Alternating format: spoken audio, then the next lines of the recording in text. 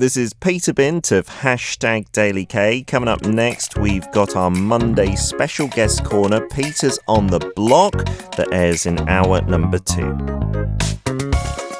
We want to get up close and personal, meeting people from all walks of life, sharing stories along the way. A very human journey on Peter's on the Block. And today's guest is... Guten Morgen alle zusammen, hier ist Daniel aus Deutschland. Herzlich willkommen. Woohoo!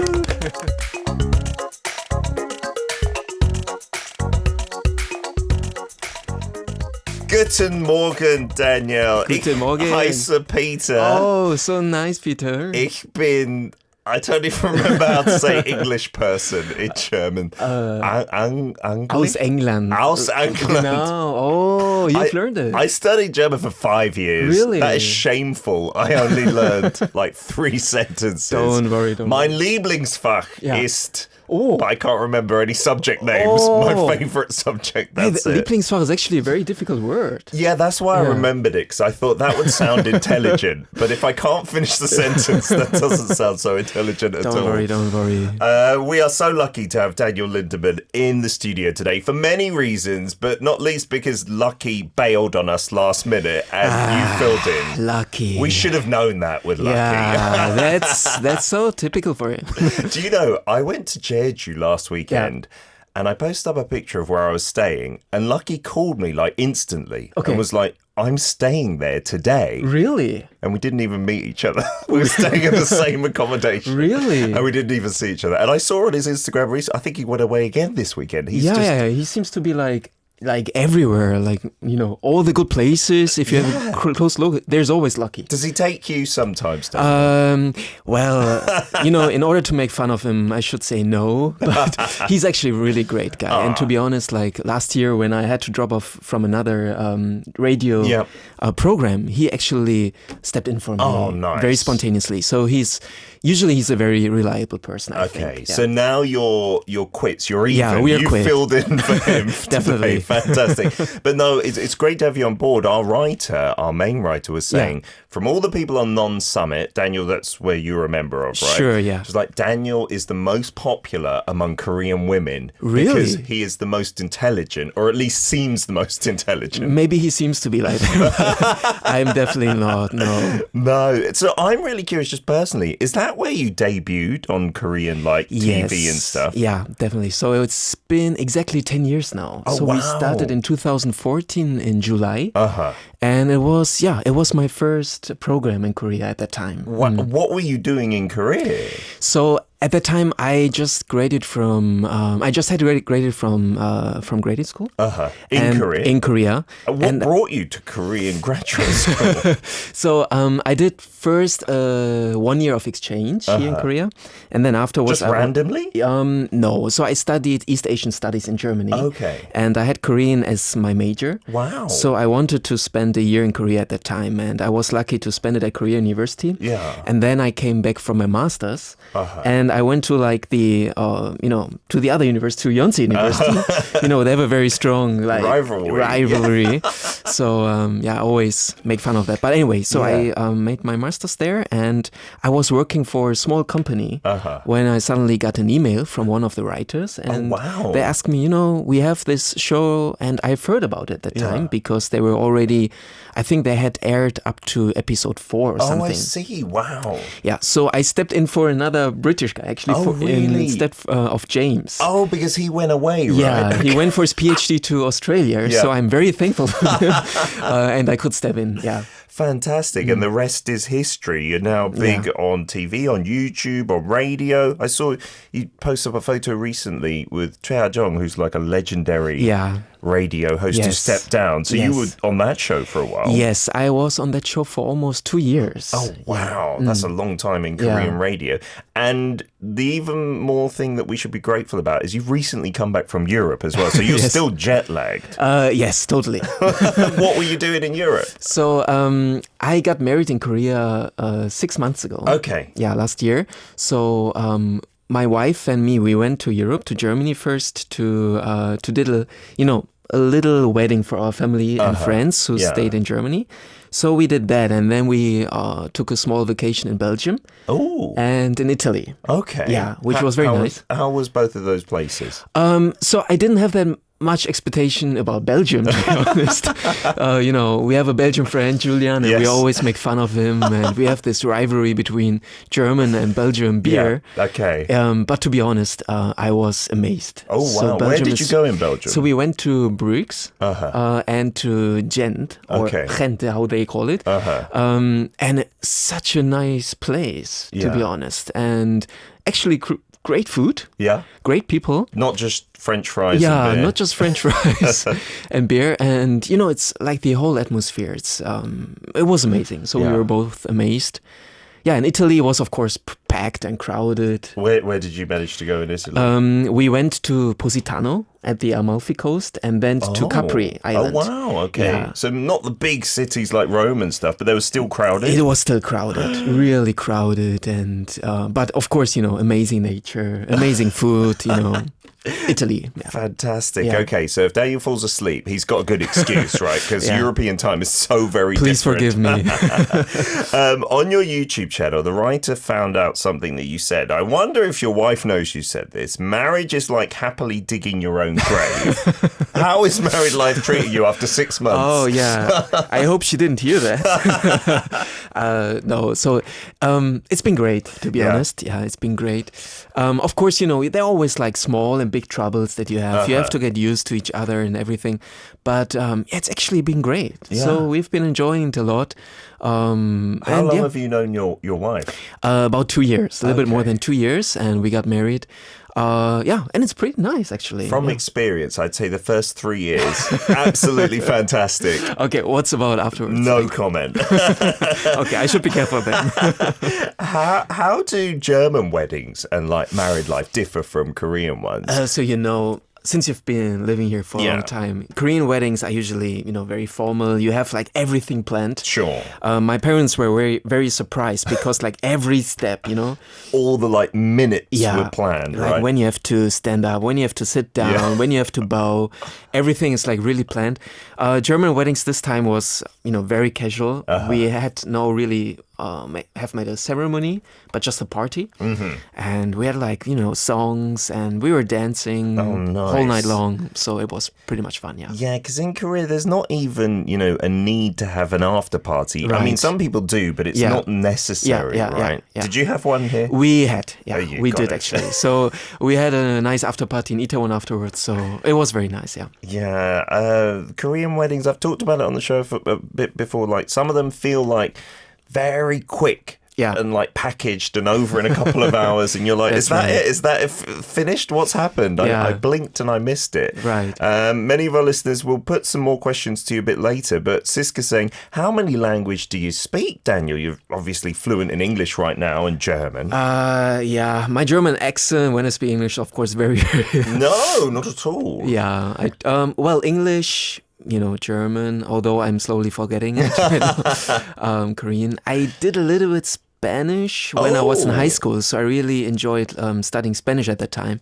Wow. But of course, I have forgotten everything. Yeah. No, but speaking 3 languages fluently, that is unbelievable. And a lot of like the foreign people on Non-Summit, I feel, are great at that. Like their home language, English and Korean. That's quite unbelievable. I think Tyler and Alberto are really amazing. I mean, Tyler speaks at least, I think, 4 or 5 languages fluently. Not just Korean and English? No, I didn't know. He speaks like, I think, a little bit Portuguese, French, Spanish, even a little bit German. So it's amazing. And Alberto as well. Yeah. He was on the show not so long ago, and everyone was so impressed with that. Yeah.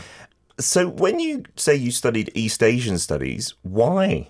Like, why were you interested in that? So it's a very special history, I think. These days when people come to Korea, it's mostly because of K-pop. Absolutely. And because they like the drama and everything.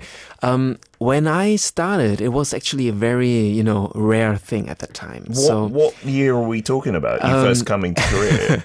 So I started Korean in 2006 at Bonn University in Germany. All right. And together with me, I had, I think, 2 or 3 people majoring Korean. That was it? That was it. Most of them were like majoring, Chinese or Japanese only 3 people majoring Korean. I think these days it's very difficult to find a spot. Sure. Yeah, it's packed. Right? It's the opposite. Yeah. So why did you choose Korean? So for me, the first reason was martial arts. So I practiced taekwondo when I was in Germany. Oh, amazing. From what age? And how did that happen? I grew up watching Jackie Chan movies at the time. My mom, like one day, while having breakfast, she showed me a newspaper article saying we have a new taekwondo beginner's course in our small town. Yeah. So I started, and I thought it was maybe Japanese martial arts. But when I asked the trainer, he said like, no, it's Korean. Okay. And I got interested in like, I've heard about Korea once or twice, but I don't know exactly what it is. So I started reading books, and one of my uncles, he gave me as a present like a huge book about Korea with pictures and it, and I was amazed because of the food culture, because of the mountains, the temples, and everything. Nice. So I got interested, and that's what brought me here.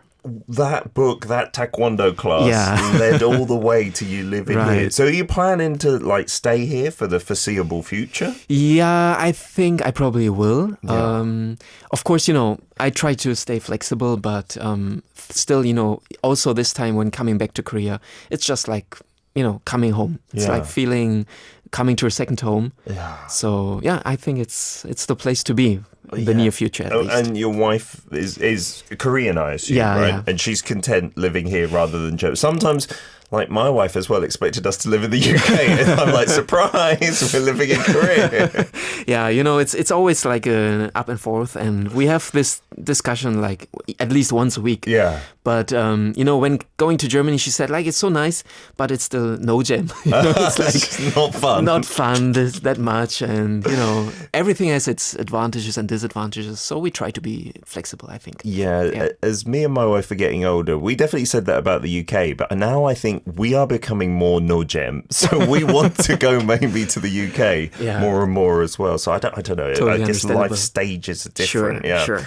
So a lot of our listeners, they're from all over the world, South America, North America, Southeast Asia. They're really interested in speaking Korean, and your Korean is amazing, Daniel. So what are some tips, and what were some difficulties for you when like learning? That's always a difficult question. So for me, I think the most important thing is you have to enjoy it, and you have to know why you're doing it, right? I think that's very important when studying languages. Yeah. The second thing that helped me a lot is I read a book, Moonwalking with Einstein. Oh. It's a very famous book, and it usually deals with the people, who compete in memory competitions. Okay. Like you show them like a card game, and they remember everything within 1 minute and everything. Right. Yeah. So what they mention is it's also applying to learning languages is you have to connect things with pictures.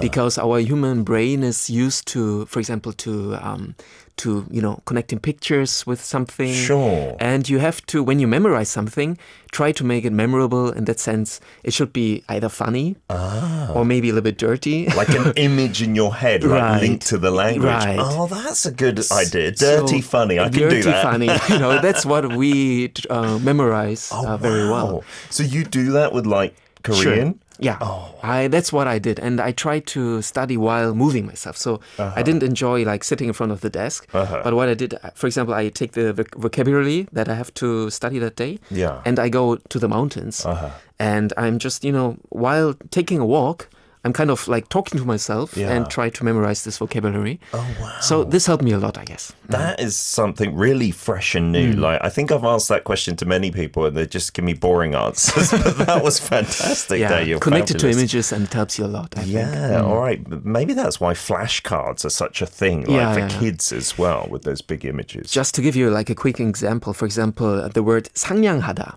It means something like to be kind. Yeah. But it's kind of difficult to remember, right?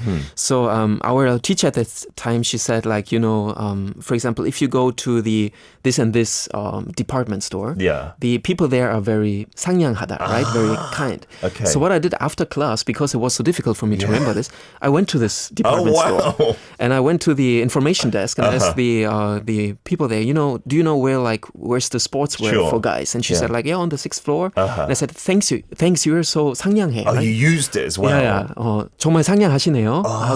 And this helped me really to remember this. So when always when I hear this word, I always think of this department store, right? And so that you connect person, this. maybe that information desk, that's fantastic. Sunflower says, and I believe her daughter has studied here in Korea, says, I heard one recommendation was don't use like Romanizations of Korean words. That's very, very important. Go straight to Hangul. Yeah. Yeah, I don't think anyone recommends the Romanization. Definitely, right? Learn Hangul as quickly as you can. Arirang.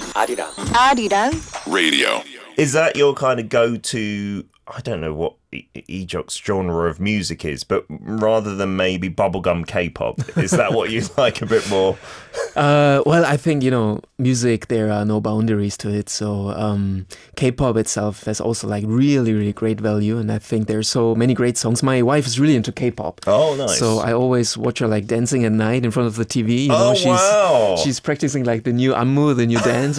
So it's always fun to see this and to participate. Fantastic. Yeah, but Ejok, I met him personally. He's such a great guy, and so many like legendary songs. Yeah. I think Lucky and me, we're also very much into Taipingyi, for example. Oh, okay. So I really enjoy it. And I think it's good to to wake yourself up in the morning. Yeah, with some good music. And Ejok like a proper musician as well, right? Not denigrating any K-pop artists, who are not so musically talented. They're talented in other ways as well. Sunflower, this is really interesting. There's some kind of destiny with you and her.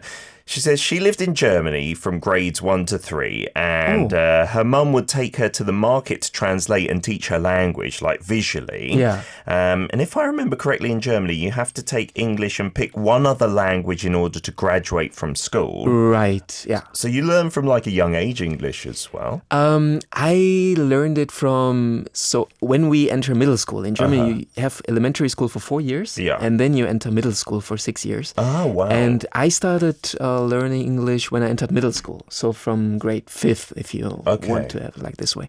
So you start English then, but I think these days they start earlier. So at elementary school. And we usually can, so when I visited school, like 30 years ago, we could choose between French and Latin as a second language. Okay. Wow. Yeah, and then in high school, we had like the option to study Spanish or Italian, also Greek, for example. As another language on top of that. That's a lot of languages. Yeah, right. What did you choose out of French and Latin? I did Latin at the time. Oh my goodness. Yeah, and of course I don't remember really anything. It's a shame because you can't like speak Latin to people, right? Yeah. I mean, it helps with a lot of word like roots and stuff like that, right? I think it helps you a lot, of course, in studying other languages like Italian and Spanish, for example. I don't remember anything. And then Spanish in high school was really fun. Yeah. So I really enjoyed studying Spanish at that time. Yeah, like you said, you got to make language learning or learning anything fun. Otherwise, it just doesn't stick. I'm sorry, I didn't find German fun because our teacher was not nice at all. Really? I just remember her telling us off all the time, like saying, your German is rubbish, guys. And it was rubbish because we didn't enjoy it, but also we didn't have an opportunity to use it, right? Sure. I think the one good thing about English is because of like media and stuff, you can always get a hold of something English. Definitely. Now with the internet, there's no excuses for any language, I suppose. On with the destiny was Sunflower Stacey. She says, you're exactly like my daughter, but she went to Yonsei first and then KU, where she did her master's. And she jokes that she's going to get her PhD at Seoul as well to discover the Sky Schools. Oh, that's actually a nice idea. You really sound like the male version of my daughter because she also took Taekwondo. Did any of your family members move with you to Korea? No. Everyone they visited? Yeah, my mom and my dad, they visited about like 7 times, I think. They enjoy it? Yeah, definitely. So at least that's what they told me. I don't know what they have in their hearts, but no, but they told me that they really enjoy it. And my dad, he's really into spicy food. Oh, wow. So he likes his food spicy and hot at the same time. Nice. So he's really into Korea. Does German cuisine have a lot of spicy food? No, actually not at all. Okay. So the only, I think we don't have any spicy food, to be honest. Yeah, the UK as well. Like we have mustard, like English mustard, right? But you don't put that on everything. Yeah, it's like different kind of spiciness, I Absolutely, think. Yeah. Adrian says, I understand that German weddings involve breaking plates, if I remember correctly. Oh. Is that a German tradition? Yeah, so I don't know if it originates in Germany, but we have this tradition. We call it Polterabend. Polterabend. So an evening of something. Right. The like smashing evening. Oh, wow. So what we do is usually not on the wedding day itself, but a couple of days or weeks before, you meet with your friends. Everybody brings their, the plates they don't use at home. Okay. And you just meet outside and you put on some music and then you smash these plates. Oh, just outside on the pavement, on the concrete? Usually on the pavement. And this is just a symbol of luck, usually, for the bride and the groom. If you're new to Germany and you hear lots of smashing plates, you might be a bit worried, but that's a celebration. Don't worry, don't call the police. First, you should check what it's on. But it's, I don't know if it's still that common these days, but there's still people doing it. Wow. Especially in smaller towns. Did you do it this time? No, we didn't do it. I'm sure that'd be nice to show your wife, maybe. Yeah, but unfortunately we didn't have time to do it, and we didn't have enough plates. That's true. You must surely run out of bad plates that you want to smash. Right. Maybe get some cheap china or something like that. You should choose carefully. Diggerish asks, and this is a good segue into our next segment as well. What are your hobbies and interests, Daniel? Because you're famous, obviously, for being on TV and YouTube. We'll talk about that, but also for being a pianist as well. Is that like your biggest hobby? It has become like a second job for me right now. So it started as a hobby, more or less. Yeah. So I used to study pipe organ when I was in Germany. Oh, wow. So I played in church and everything. And then when I came to Korea, since I don't have any chance to play organ here. That's not a big thing here at all, at all? Yeah, it is. Yeah, it's difficult to say, but not that much, I guess. So it's a little bit more difficult to really, to meet it in your daily life, I guess. So I continue playing piano, and I got really into jazz like recently. But also try to compose like new classical stuff and everything. Wow. When I first saw a video of Iruma on YouTube, I thought, well, it would be so nice to compose my own songs. So I started doing this in 2016. Here in Korea? Here in Korea. Okay. So and these days, I have concerts and it's getting more and more. Wow. And I'm really enjoying it. And you've released like albums as well? Yeah, albums and singles and also recently recorded a new album with a band. So we are 5 of us. Oh, nice. Not all foreigners? No, all Koreans except me. Oh, that's unbelievable. Yeah, we hope to release it maybe in September. Fantastic. Looking forward to that. We're going to play one of Daniel's songs a little bit later as well. Talking though, back to YouTube, you do that with Lucky and Alberto. Right. Samosa. Where does that name come from again? I've asked Alberto this, and I'm sure he's told me more than once, but I always forget. What is the reason behind the name 354? Yeah, 354. It's a little bit difficult to remember and kind of like out of context. So what happened was when we did our first shooting, we did it at Lucky's restaurant. So he has an Indian restaurant. And we had like some food. And among the Indian food, there is samosa. Oh, which the samosas. It's like these fried mandu style. Yeah, like those little triangles usually. Okay. Like triangles, you have like potatoes and some vegetables in it. And we had this like as, some basic banchan, if you want like this way, side dishes. And we are talking about, how should we name our channel? And we say, hey, we're sitting together, we're having samosa. This is like the samosa, like the numbers. Wow. So just let's name it like that. Those numbers have no special meaning to not you at guys. all. I thought each one of you chose like your favorite number or something like that. Yeah. Oh, I'm going to remember that. I don't think I've actually heard that because that would have stuck in my brain. The food. Samosa. That's right. We have been doing this channel for 4 years now, and we're still getting the same questions. Like, what does it mean, actually? How many videos have featured samosas? Like, not many, right? I assume. It's not like two? Out of all of them. Yeah, I think of all of them, maybe 2. So we have released over 200 videos, and I think we have like 2 with samosa. So what is your YouTube channel like about? What do you feature on there? I have no idea. It is a bit random when I look and check each time. Like I've been on it a couple of times and we did some like foreigner debates about topics. That was really fun. But that's not usually what you do. So it's if you express it in a very positive way, I could say we are very flexible, very diverse. On the other hand, I have no idea what we're doing. But it's actually very fun. So we're having, as you said, we're having debates about several topics, inviting other foreigners, talking about their experiences in Korea or about their countries.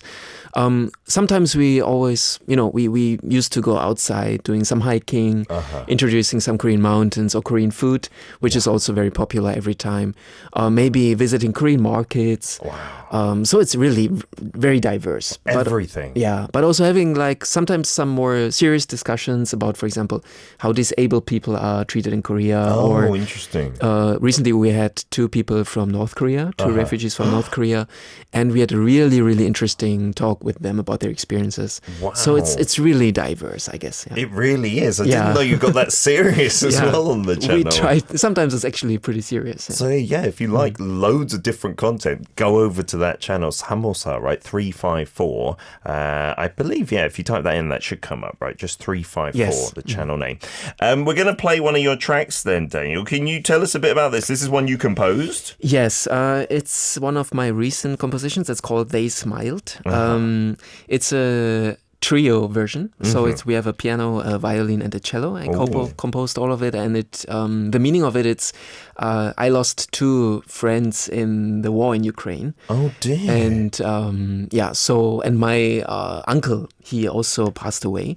And if you always watch the last pictures of these people, so of my friends and of my uncle, they were always smiling. So it's kind of remembering my friends and my uncle. And like that they went away with a smile on their face. And this was very impressive for me. So I call this song They Smiled. Okay, a very poignant track then. Let's take a listen.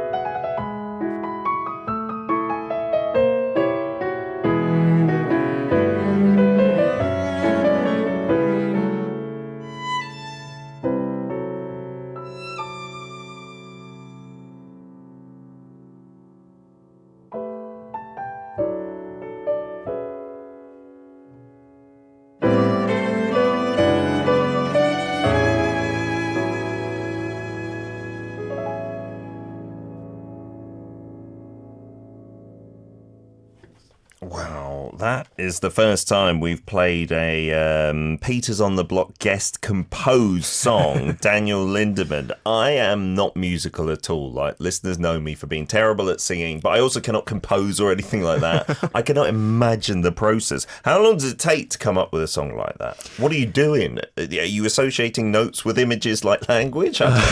It's always very different. Like it differs from song to song, but this song was more like a very reasonable process.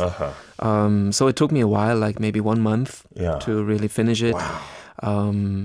But it's like the first thing where I tried to compose also the string voices, and it was an interesting process, I think. So even not playing the other instruments, well, I don't know, do you play all those instruments as well? No. But I you can still piano. Compose for other instruments as well. I tried to study a little bit about like string arrangements and everything, and so it was a fun process, I think. It sounds amazing. Tigrish saying a song of remembrance. That's a beautiful reason. The opening is angelic. Siska saying, Omo, love this piano instrument. It's so beautiful. Sherry saying it's so amazingly gorgeous as well. I don't think we've ever played like a piano instrumental on the show as well. Thank you so much. Ing gets in touch from Malaysia saying, welcome, Daniel. I wanted to learn martial arts because of Hong Kong Kung Fu legends like Jackie Chan too.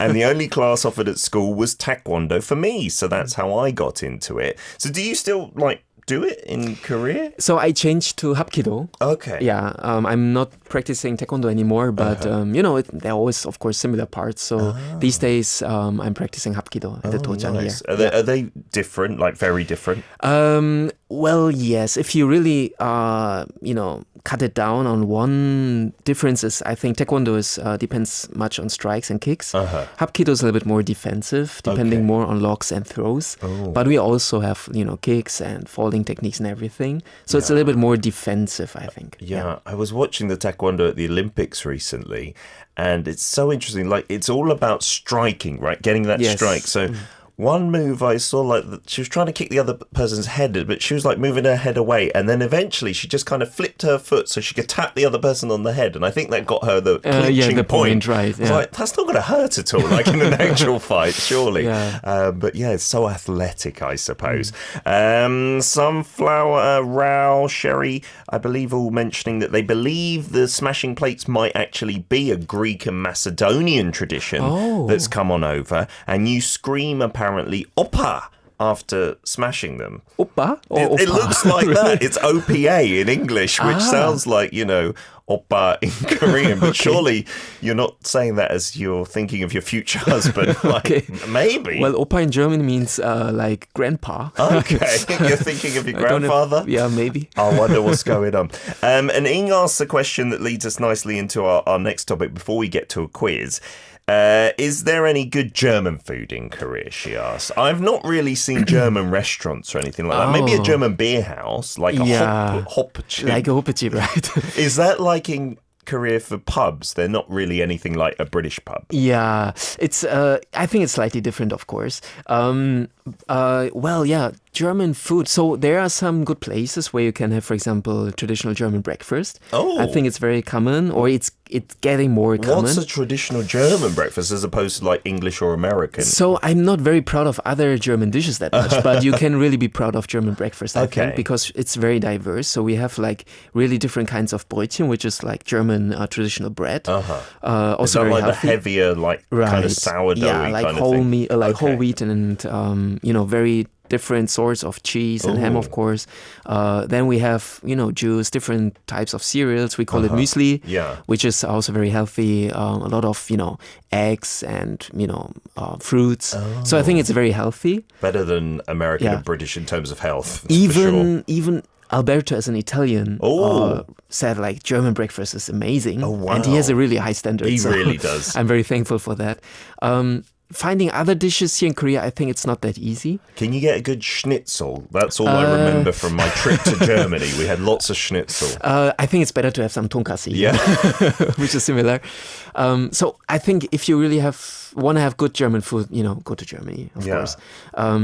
go to my grandma's place because my grandma, she offers very good German, really traditional dishes, which are very difficult to find anywhere. Yeah, I'd say the same for British food. Like, it's not easy to find good British food in Korea. Well, it's not easy to find good British food in Britain even. But anyway, talking about Germany, we can't leave out beer. Although my writer said she found out that you don't really drink too much, right? Oh, how do you know, actually? That's interesting. I don't know. Yeah, I don't drink that much, but I'm still enjoying it. Yeah. So, like, German beer, are you proud of that? Like, is Oktoberfest a must-do if you're a German? Definitely. I've been there once. You should, in a lifetime, at least experience it once. Is it only in like one place then? Is the festival just so there are different like beer festivals all around Germany.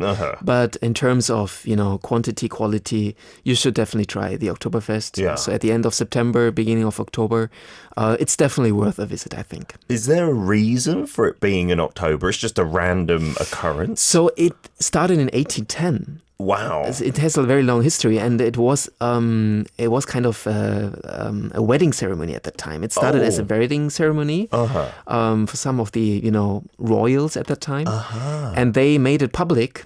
And they, served beer and everything and got more and more popular. Wow. So they started making this festival out of it. And that's why they always, having it at that time. Yeah. Because the wedding was at that time. But yeah, it's a German tradition. So if you have the chance, definitely check it out. Yeah. And I think a lot of Koreans, we like our alcohol here, soju and beer for sure. Of course. So I think that's what gets them interested in Germany even more. Yeah. Is like the German beer. And like we said, there's lots of places in Korea, maybe they're dying in popularity these days, called the hopjib, right? You can see HOF, which I had no idea what it was. As a Brit, I was like, what's that got to do with like beer? But in Germany, that's like your equivalent of a pub, like a Hof. Yeah, so Hof, it usually stems from the Hofbräuhaus, I think. Hofbräuhaus. Hof means actually it was part of the royal family. Oh, okay. Yeah, of the royal family, and I think that's where it derives from. And they made it to this Hoppe in Korean. Yeah.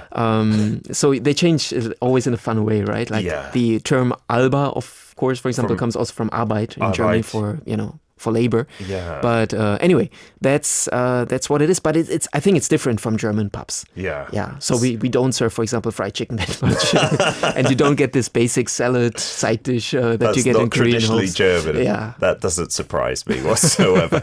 Sherry says, Peter, in Columbus, Ohio, we have a German village where German settlers came, and we have popular German restaurants like Schmitz and Big Oktoberfest as well. Oh, nice. There's really interesting populations of Germans. Like Raul's saying, he's from Argentina, saying in the north of Argentina there's a nice German community as well.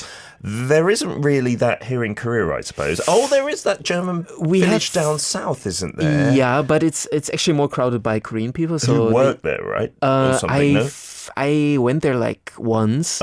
So the Korean nurses and mountaineers who went to Germany to work in the 60s and 70s, when they returned, they established this village for them.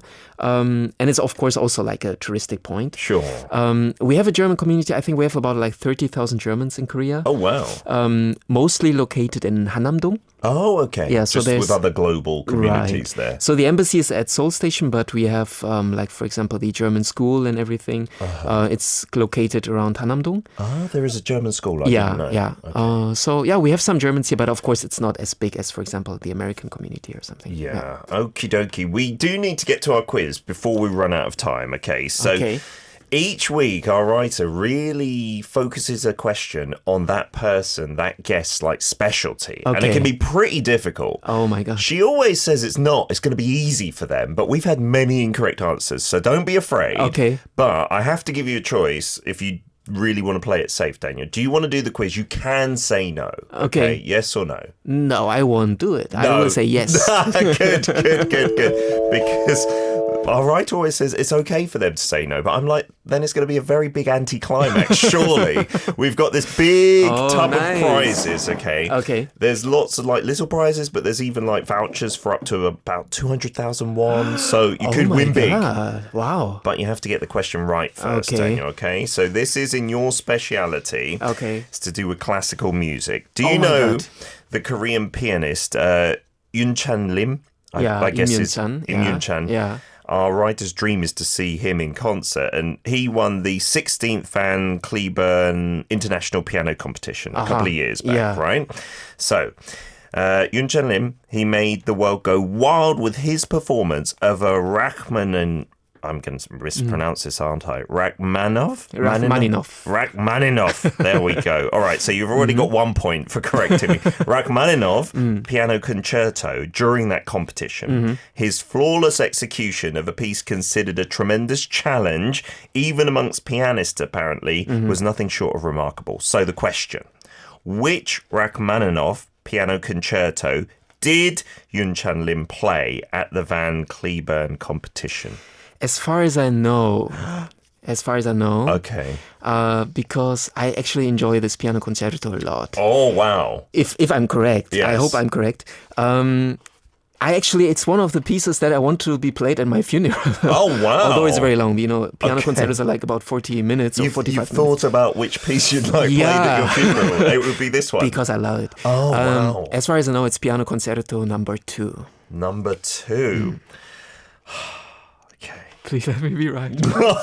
I want to get this voucher. So I have no idea about any of these. And our writer did say if you needed a hint, there would be the multiple choice of number 1, number 2, number 3, number 4.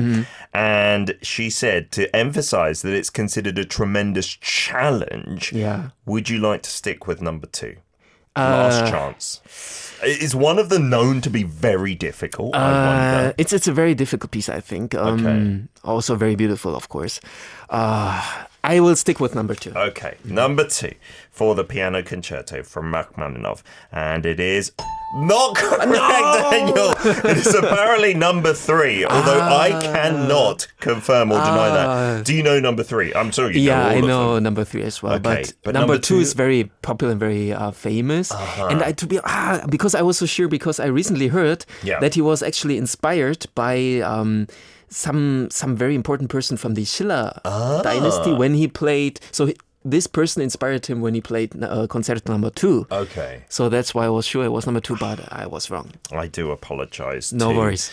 You, Daniel. You can look at the prizes instead from afar. There you go. But you have way more chance of getting a rubbish prize, so don't feel too bad, Daniel. I will ask Lucky to buy me some nice dinner. There you go. It's been a pleasure. Would you like to say one final greeting to our listeners from across the world? Thank you very much for having me, and thanks for being interested in Korea. And I hope you all have a very healthy and fun summer, and hope to see you and hear you again. Yeah, get on board on the YouTube channel. Samosa is all I'm going to think about now. Daniel, it was a pleasure. Hopefully see you again soon as well. Thank you very much. That was Peter's On The Block with our special guest that airs on #DailyK's Monday edition, hour number 2.